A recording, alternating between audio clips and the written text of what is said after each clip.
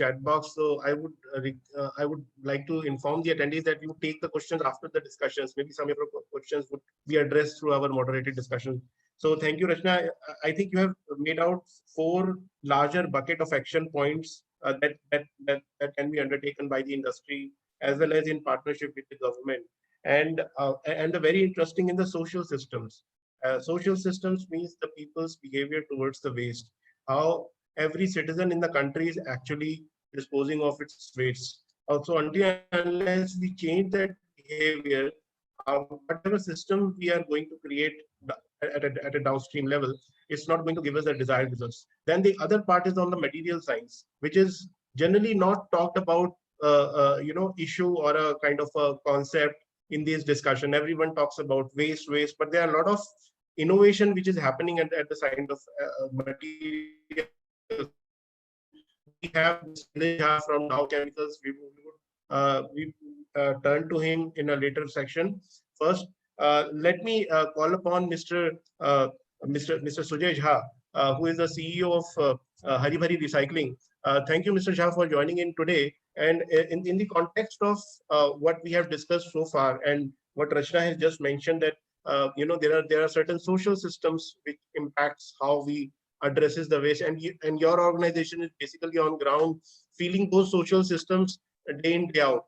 We would like to hear from you what's your take on that, and your basically ideas of how we need to scale up these kind of initiatives. Over to you. Uh, I'd like to thank you, Kamalji, and of course Atulji, for giving me this opportunity, and of course Mr. BK Jha, for sir, who has given us a completely new perspective. The way Swachh Bharat mission is going to be a major driver, and for the future of waste management in India. I mean, Mr. Jha, in fact, I'll just give you a flavor. He has, in fact, completely overhauled the system. The earlier system which was there, and he's brought in completely new type of systems. In the ministry, which makes a lot easier for companies like us who have been working on the ground for the last many years. In fact, I'll just give you a little bit flavor. Ratna has given fantastic points on marine, as well as some of the points which I would like to capture in a much more detailed perspective would be bulk generators. And Mr. Jha, if you had given earlier perspective on the quantities of waste. Uh, in India, we have almost about 150,000 tons of waste, which is there, which is generated every day, and in almost and that is being captured in many cities. We have almost in urban almost 4,500 cities, so you can imagine the amount of cities there are, and those cities are divided into A, B, C, D, whatever categories. Out of that, in terms of give you a flavor, almost 26,000 tons of plastic waste is generated. Now you can imagine, Rachna pointed on the marine part of it, and I'll just give you a flavor.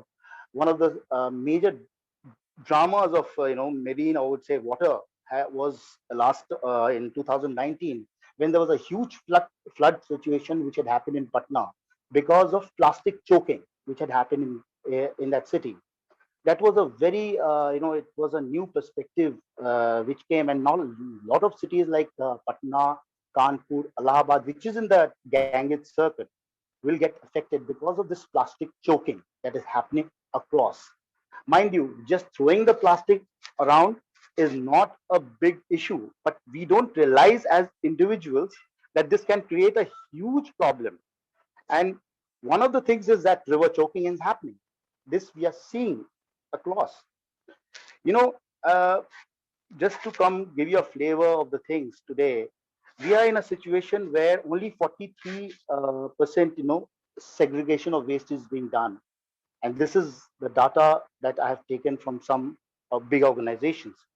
Now, 57% is not segregated. That's a big problem. You can't imagine the problem here again. We are doing like in Allahabad, and just to give you an example of city like Allahabad, there's 80 wards are there, and 80 wards constitutes around 250,000 households. Now we have to collect waste from each and every household, get it to the MRF or the dhalaukars as we call it, and then take it again from that, the compactors take it to the vehicles take it to the plant, where we are again processing the waste, and processing the waste into various types of commodities. Now, earlier, lot of I mean, if you go into pre 2000 era, there was no concept like this. Very less concept was this. Like processing of waste was not happening too much in India. Now, what we have done is we are trying to create a 360-degree approach towards processing, where say almost 15 to 18% of the waste which we bring into plant is converted into compost. Compost is what? It is basically a jaivic khad. Jaivic khad. I mean, it's like a khad. It's like a urea. All the components of a thing. Maximum gets converted into compost. Rest of them, the leftovers of the waste is converted into what we call an RDF. RDF is almost 30% of that waste, which is in our plant. And I tell you, most of the plants which are existing in India today will have a similar type of situation. Gets converted into refuse derived fuel.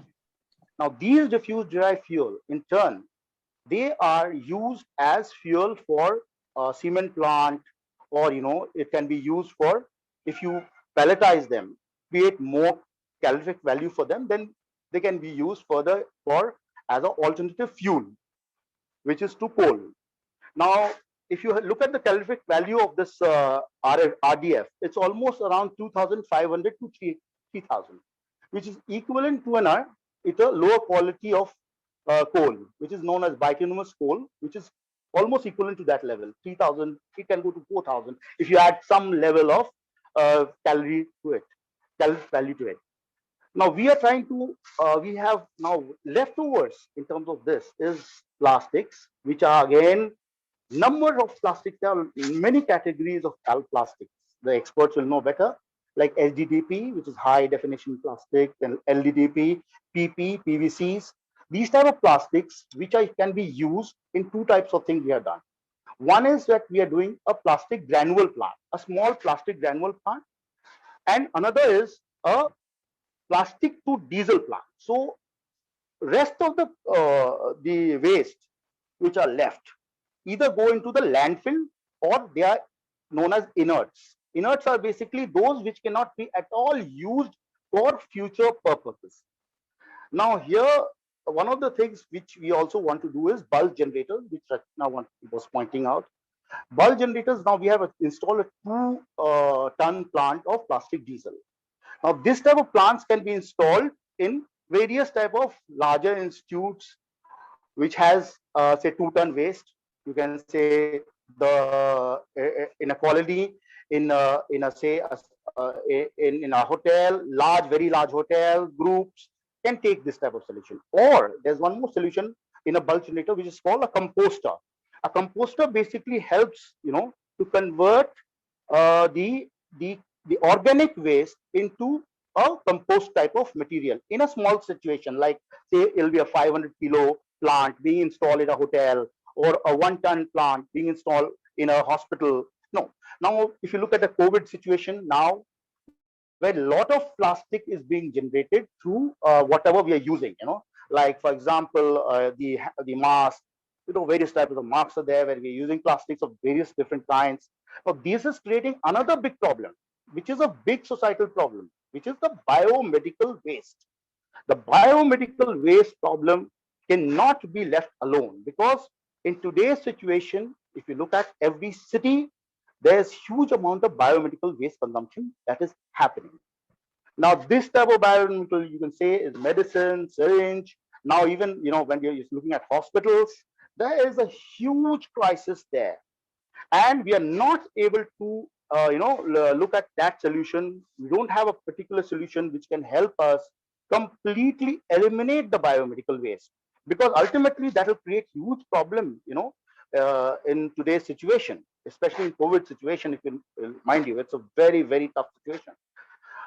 So from my perspective, I'm handling municipal solid waste, but I'm really worried about the way biomedical waste will be handled, because that is a big plastic component area.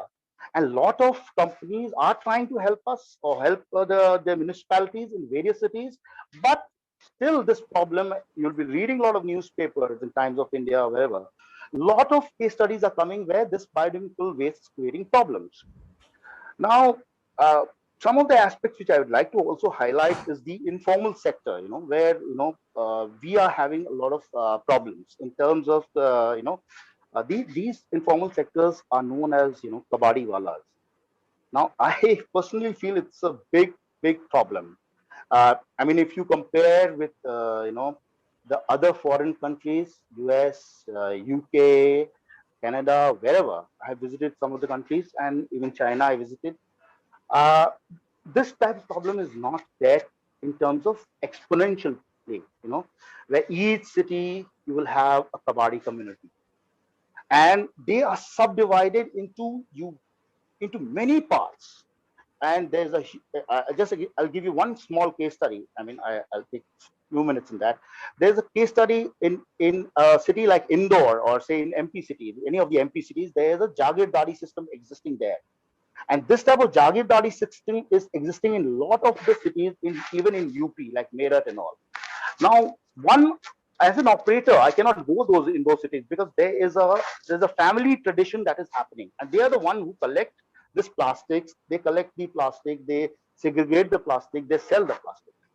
Now, if you look at the situation, what happens ultimately is that it is good in terms of creating an ecosystem, but then lot of plastic problems come out of that, because there is proliferation of plastic around the landfill. You're not able to convert those plastics which are sold out and in the cities into proper format, like an electricity, or, as I said, plastic diesels, because these are totally controlled by the unorganized sector. In terms of how we can solve it, I personally feel today in India, if you compare China, which has more than 150 plants of waste to energy, that would be a very, from a very macro level, I'll say yes, it will be a good way to solve the problem of India by installing waste to energy in every city. But the whole thing is, we have to understand a mechanism. 25 cities of India, 25 to 30 cities of India consume almost, contribute about 600 tons of waste per day. So those are the first cities where an electricity or a high definition solution can be installed. Apart from composting, composting has to be done along with electricity. I'm suggesting this has to be done, but electricity can definitely solve major problems in the larger cities. For the smaller cities, the basic problem can be solved by installing bulk generators, for the B cities, for the C cities, where there are major hotels, where major hospitals are there, major institutes are there, like IFCO, NTPC. They have large institutes in various smaller cities also. Those places, bulk generators can solve a major bit of problems. And for the smallest cities, I'm suggesting even a small, say, composter, say there's only 10 tons of waste coming in, very small city, a composter can solve this problem, or a small plastic to diesel plant of 500 kilos can solve that problem. So this type of things I have really thought, where, which may help to solve some of the problems which is long, going on in this country. Last but not the least, I would like to also highlight, some of the areas where we really need to innovate. Rachana pointed out on the marine aspect. I would really like to point out on the landfill aspect, where we need to really innovate. So many landfills are being accumulated across the country. If just to give you a flavor, almost a city of Madras, or city of, Ahmedabad can be put in the entire landfill. That is the type of landfill we have. Almost 350 kilometers in the entire country, I'm talking. That will be a big problem for land after a few years, maybe after 5 to 10 years outlook if you look at, and that will have major societal impact, because landfill problem, if we don't solve, we'll continuously be having this, increase of landfill and decrease of our area of living within the city. So we must think of, totally controlling landfill also. And for that, I would suggest new technologies should be brought in within the country. A lot of R&D should be supported, especially the new startups, who are doing a lot of good works across Bangalore, across various cities. I would suggest the government should really help those startups and bringing them into the fold of mainstream. Thank you. I think this Good. is what I wanted to talk Thank you, about. Mr. Jha. Yeah. Yeah. Thank you, Mr. Jha. You had given a very comprehensive view of what's going on ground, what are the key challenges day in, day out. And it's important for all of us to take a note of ever increasing, municipal solid waste in the country. And the plastics is just 7 to 8% of its overall weight. But then, Absolutely. but if we segregate it on source, the plastic itself is a resource generation stream of the waste, but also the other type of waste can be handled in a much better way in terms of composting, in terms of having RDF and these kind of things. So thanks to you for bringing out these points. And now I would